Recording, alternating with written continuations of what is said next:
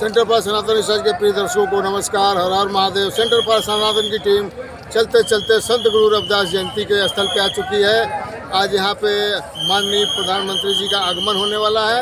चारों तरफ चप्पा चप्पा प्रशासन भी लगी हुई है और आगमन हुआ। आइए आपको सीधे लिए चलते हैं प्रधानमंत्री जी के रोड शो में। रोड शो शुरू हो चुका है। बहुत ही खूबसूरत नजारा है।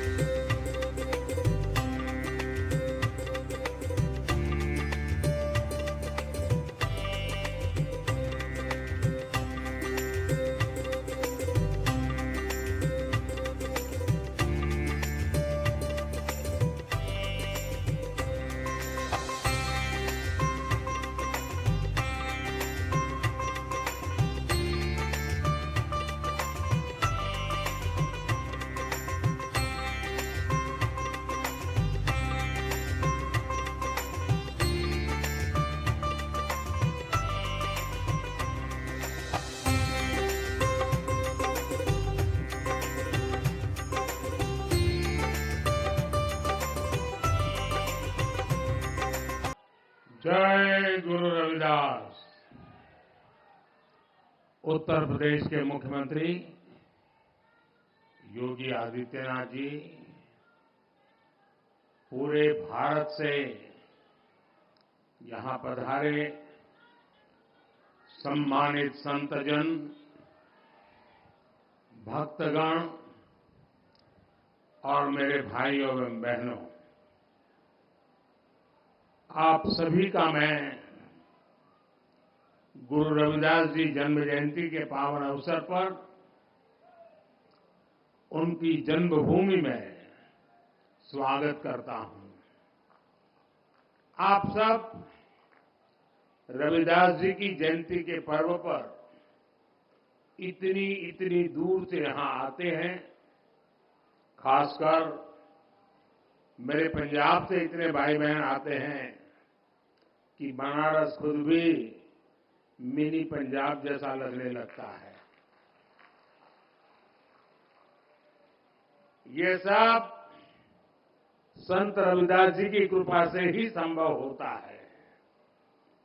मुझे भी रविदास जी बार बार अपनी जन्मभूमि पर बुलाते हैं। मुझे उनके संकल्पों को आगे बढ़ाने का मौका मिलता है। उनके लाखों अनुयायियों की सेवा का अवसर मिलता है।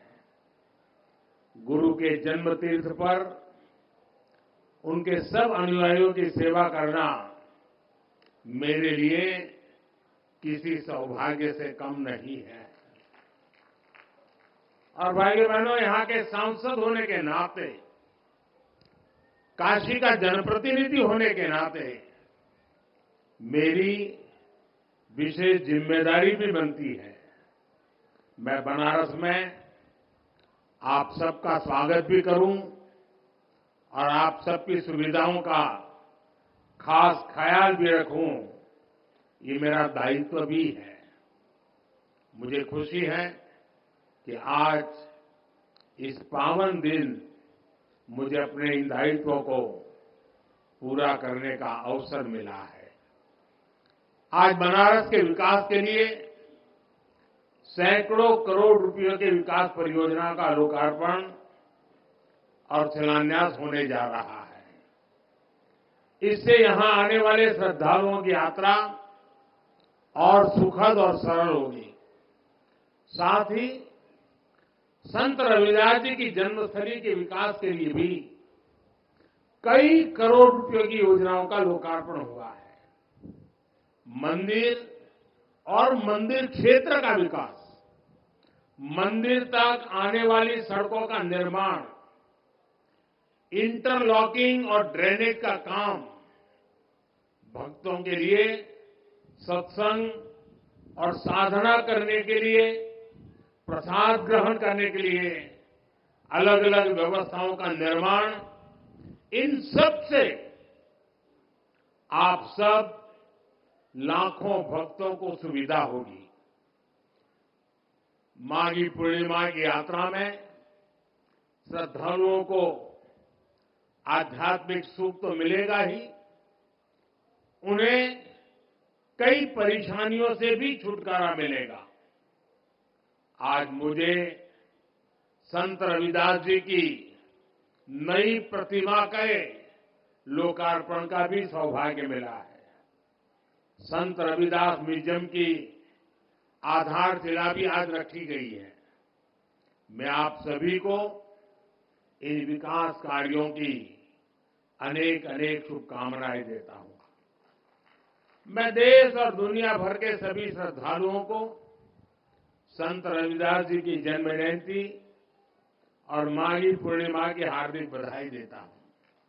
साथियों, आज महान संत और समाज सुधारक गाडगे बाबा की जयंती भी है। गाडगे बाबा ने संत रविदास की तरह ही समाज को रूढ़ियों से निकालने के लिए, दलितों वंचितों के कल्याण के लिए बहुत काम किया था। खुद बाबा साहब आंबेडकर उनके बहुत बड़े प्रशंसक थे। गाडगे बाबा भी बाबा साहब से बहुत प्रभावित रहते थे। आज इस अवसर पर मैं गाडगे बाबा के चरणों में भी श्रद्धापूर्वक नमन करता हूं। साथियों, अभी मंच पर आने से पहले मैं संत रविदास जी की मूर्ति पर पुष्प अर्पित करने, उन्हें प्रणाम करने भी गया था। इस दौरान मेरा मन जितनी श्रद्धा से भरा था, उतनी ही कृतज्ञता से भी भीतर महसूस कर रहा था। वर्षों पहले भी जब मैं न राजनीति में था, न किसी पद पर था, तब भी संत रविदास जी की शिक्षाओं से मुझे मार्गदर्शन मिलता था। मेरे मन में ये भावना होती थी कि मुझे रविदास जी की सेवा का अवसर मिले। और आज काशी ही नहीं, देश की दूसरी जगहों पर भी संत रविदास से जुड़े संकल्पों को पूरा किया जा रहा है। रविदास जी की शिक्षाओं को प्रसारित करने के लिए नए केंद्रों की स्थापना भी हो रही है। अभी कुछ महीने पहले ही मुझे मध्य प्रदेश के सतना में भी संत रविदास स्मारक एवं कला संग्रहालय के शिलान्यास का सौभाग्य मिला था। काशी में तो विकास की पूरी गंगा ही बह रही है। साथियों, भारत का इतिहास रहा है, जब भी देश को जरूरत हुई है, कोई न कोई संत, ऋषि, महान विभूति भारत में जन्म लेते हैं। रविदास जी तो उस भक्ति आंदोलन के महान संत थे, जिसने कमजोर और विभाजित हो चुके भारत को नई ऊर्जा दी थी। रविदास जी ने समाज को आजादी का महत्व भी बताया था और सामाजिक विभाजन को भी पाटने का काम किया। ऊंच नीच, छुआछूत, भेदभाव, इस सब के खिलाफ उन्होंने उस दौर में आवाज उठाई थी। संत रविदास एक ऐसे संत है जिन्हें मत, मजहब, पंथ, विचारधारा की सीमाओं में नहीं बांधा जा सकता। रविदास जी सबके हैं और सब रविदास जी के हैं। जगतगुरु रामानंद के शिष्य के रूप में उन्हें वैष्णव समाज भी अपना गुरु मानता है। सिख भाई बहन उन्हें बहुत आदर की दृष्टि से देखते हैं। काशी में रहते हुए उन्होंने मन चंगा तो कठौती में गंगा की शिक्षा दी थी। इसलिए काशी को मानने वाले लोग, मां गंगा में आस्था रखने वाले लोग भी रविदास जी से प्रेरणा लेते हैं। मुझे खुशी है कि आज हमारी सरकार रविदास जी के विचारों को ही आगे बढ़ा रही है। भाजपा सरकार सबकी है। भाजपा सरकार की योजनाएं सबके लिए है। सबका साथ, सबका विकास, सबका विश्वास और सबका प्रयास, ये मंत्र आज 140 करोड़ देशवासियों से जुड़ने का मंत्र बन गया है। साथियों, रविदास जी ने समता और समरसता की शिक्षा भी दी और हमेशा दलितों, वंचितों की विशेष रूप से चिंता भी की।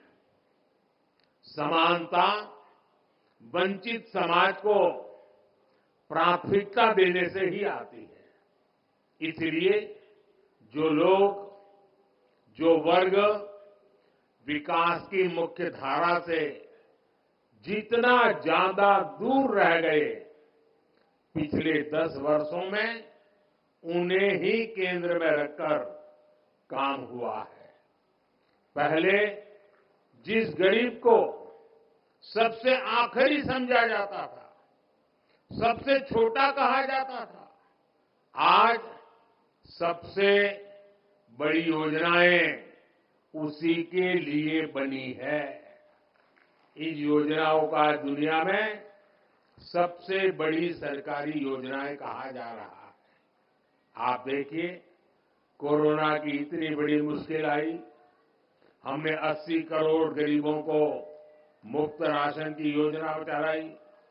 कोरोना के बाद भी हमने मुफ्त राशन देना बंद नहीं किया, क्योंकि हम चाहते हैं कि जो गरीब अपने पैरों पर खड़ा हुआ है वो लंबी दूरी तय करे, उस पर अतिरिक्त बोझ न आए। ऐसी योजना इतने बड़े पैमाने पर दुनिया के किसी भी देश में नहीं है। हमने स्वच्छ भारत अभियान चलाया। देश के हर गांव में, हर परिवार के लिए मुफ्त शौचालय बनाया। इसका लाभ सबसे ज्यादा दलित, पिछड़े हमारे परिवारों को, खासकर हमारी एससी, एसटी, ओबीसी माताओं बहनों को हुआ है। इन्हें ही सबसे ज्यादा खुले में शौच के लिए जाना पड़ता था, परेशानियां उठानी पड़ती थी। आज देश के गांव-गांव तक साफ पानी पहुंचाने के लिए जल जीवन मिशन चल रहा है। 5 वर्षों से भी कम समय में 11 करोड़ से ज्यादा घरों तक पाइप से पानी पहुंचाया गया है। करोड़ों गरीबों को मुफ्त इलाज के लिए आयुष्मान कार्ड मिला है। उन्हें पहली बार ये हौसला मिला है कि अगर बीमारी आ भी गई तो इलाज के अभाव में जिंदगी खत्म नहीं होगी। इसी तरह जन-धन खातों से गरीब को बैंक जाने का अधिकार मिला है। इन्हीं बैंक खातों में सरकार सीधे पैसा भेजती है। इन्हीं खातों में किसानों को किसान सम्मान निधि जाती है, जिनमें से करीब 1.5 करोड़ लाभार्थी हमारे दलित किसान ही हैं। फसल बीमा योजना का लाभ उठाने वाले किसानों में बड़ी संख्या दलित और पिछड़े किसानों की ही है। युवाओं के लिए भी 2014 से पहली जितनी स्कॉलरशिप मिलती थी, आज हम उससे 2 गुनी स्कॉलरशिप दलित युवाओं को दे रहे हैं। इसी तरह 2022-23 में पीएम आवास योजना के तहत हजारों करोड़ रुपए दलित परिवारों के खातों में भेजे गए, ताकि उनका भी अपना पक्का घर हो। और भाइयों बहनों, भारत इतने बड़े बड़े काम इसलिए कर पा रहा है क्योंकि आज दलित, वंचित, पिछड़ा और गरीब के लिए सरकार की नीयत साफ है। भारत ये काम इसलिए कर पा रहा है क्योंकि क्योंकि आपका साथ और आपका विश्वास हमारे साथ है। संतों की वाणी हर युग में हमें रास्ता भी दिखाती है और हमें सावधान भी करती है। रविदास जी कहते थे, जात पात्र के फेर मही उर्जी रही सब लोग, मानुष ताकू खात है रैदास जात कर लोग। अर्थात ज्यादातर लोग जात पात के भेद में उलझे रहते हैं, उलझाते रहते हैं। जात पात का यही रोग मानवता का नुकसान करता है। यानी जात पात के नाम पर जब कोई किसी के साथ भेदभाव करता है तो वो मानवता का नुकसान करता है। अगर कोई जात पात के नाम पर किसी को भड़काता है तो वो भी मानवता का नुकसान करता है। इसलिए भाई और बहनों, आज देश के हर दलित को, हर पिछड़े को एक और बात ध्यान रखनी है। हमारे देश में जाति के नाम पर उकसाने और उन्हें लड़ाने में भरोसा रखने वाले इंडी गठबंधन के लोग दलित, वंचित के हित की योजनाओं का विरोध करते हैं। और सच्चाई ये है कि लोग जाति की भलाई के नाम पर अपने परिवार के स्वार्थ की राजनीति करते हैं। आपको याद होगा, गरीबों के लिए शौचालय बनाने की शुरुआत हुई थी तो इन लोगों को उन्होंने इसका भी मजाक उड़ाया था। उन्होंने जनधन खातों का भी मजाक उड़ाया था। इन्होंने डिजिटल इंडिया का विरोध किया था। इतना ही नहीं, परिवारवादी पार्टियों की एक और पहचान है, ये अपने परिवार से बाहर किसी भी दलित, आदिवासी को आगे बढ़ने नहीं देना चाहते। दलित, आदिवासियों का बड़े पदों पर बैठना इन्हें बर्दाश्त नहीं होता है। आपको याद होगा, जब देश में पहली आदिवासी महिला राष्ट्रपति बनने के लिए महामहिम द्रौपदी मुर्मू जी चुनाव लड़ रही थी तो किन किन लोगों ने उनका विरोध किया था? किन किन पार्टियों ने उन्हें हराने के लिए सियासी लामबंदी की थी? वे सब की सब यही परिवारवादी पार्टियां आई थी जिन्हें चुनाव के समय दलित, पिछड़ा, आदिवासी अपना वोट बैंक नजर आने लगता है। हमें इन लोगों से, इस तरह की सोच से सावधान रहना है। हमें जातिवाद की नकारात्मक मानसिकता से बचकर रविदास जी की सकारात्मक शिक्षाओं का पालन करना है। साथियों, रविदास जी कहते थे, 100 वर्ष लो जगत मही जीवत रही करू काम। रविदास कर्म ही धर्म है, कर्म करहु निष्काम।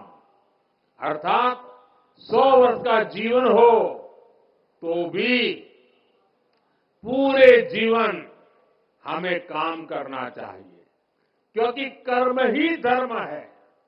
हमें निष्काम भाव से कर्म करना चाहिए। संत रविदास जी की शिक्षा आज पूरे देश के लिए है। देश इस समय आजादी के अमृतकाल में प्रवेश कर चुका है। पिछले वर्षों में अमृतकाल में विकसित भारत के निर्माण की मजबूत नींव रखी जा चुकी है। अब अगले 5 साल हमें इस नींव पर विकास की इमारत को और ऊंचाई देनी है। गरीब, वंचित की सेवा के लिए जो अभियान 10 वर्षों में चले हैं, अगले 5 वर्षों में उन्हें और भी अधिक विस्तार मिलना है। ये सब 140 करोड़ देशवासियों की भागीदारी से ही होगा। इसलिए ये जरूरी है कि देश का हर नागरिक अपने कर्तव्यों का पालन करे। हमें देश के बारे में सोचना है। हमें तोड़ने वाले, बांटने वाले विचारों से दूर रहकर देश की एकता को मजबूत करना है। मुझे विश्वास है कि संत रविदास जी की कृपा से देशवासियों के सपने जरूर साकार होंगे। आप सभी को एक बार फिर संत रविदास जयंती की मैं बहुत बहुत शुभकामनाएं देता हूं। बहुत बहुत धन्यवाद।